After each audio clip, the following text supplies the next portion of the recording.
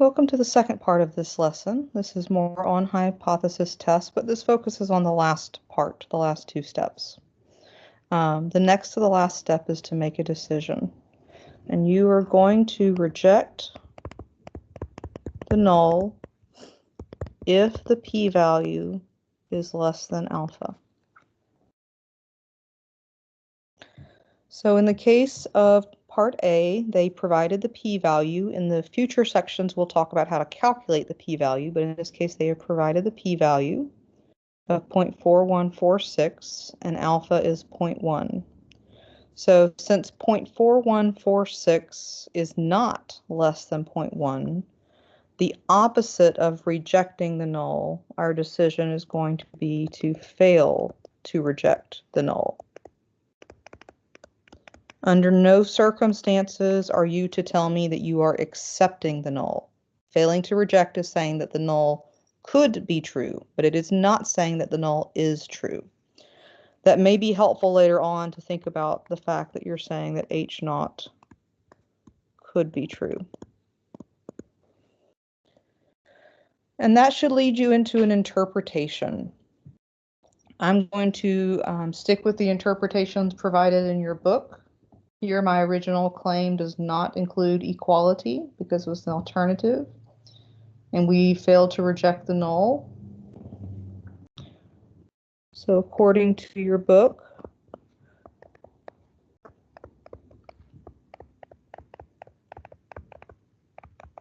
there's not sufficient evidence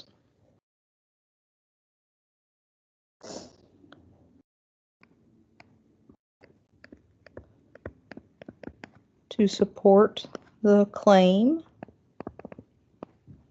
that, and now you need to put the claim back in words.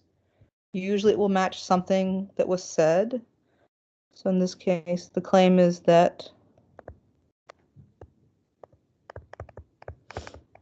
the majority of all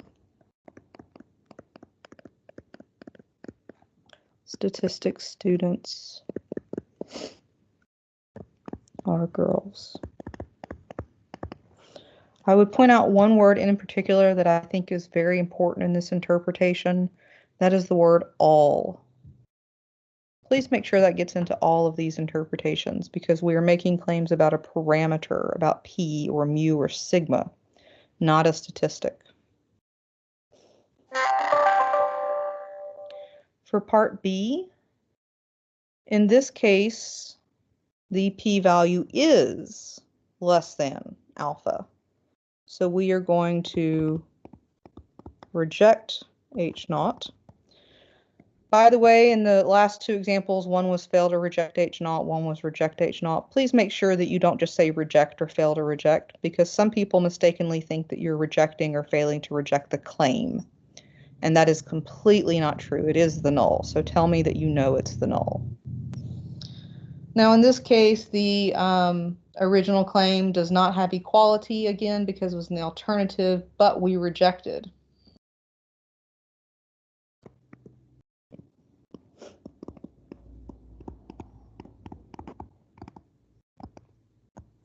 So we say there is sufficient evidence to support the claim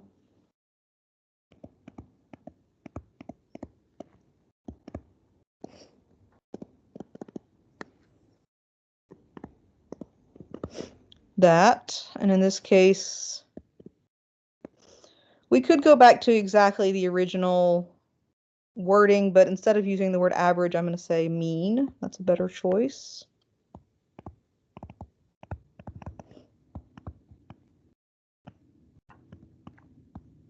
Notice I'm putting that all in there again.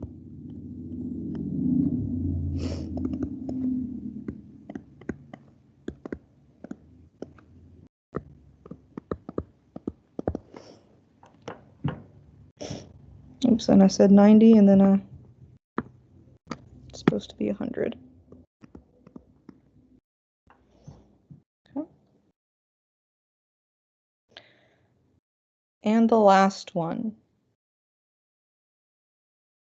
So in this case, the p-value is not less than or equal to 0.01.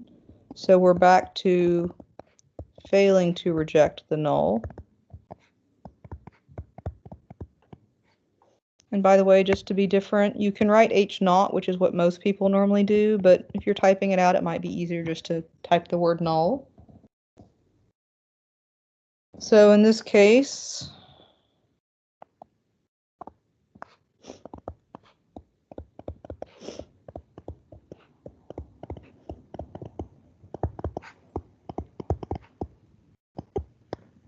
there's not sufficient evidence to warrant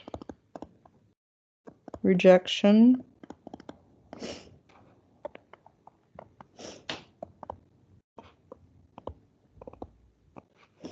of the claim that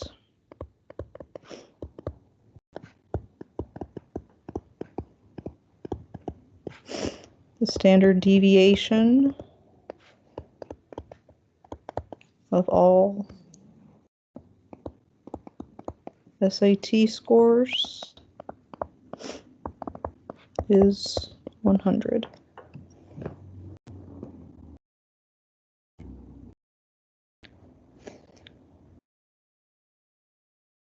Now, as your book indicates, there's a fourth option, but I only did 3 examples for your interpretation. I would strongly encourage you to take these 3 examples and the one that we didn't do and read through the sentence and make sure you understand what it's saying, what it's not saying. Is it supporting the claim? Is it not supporting the claim? Is it kind of so-so supporting the claim? What's it doing? All 3 of these examples make completely good English sense.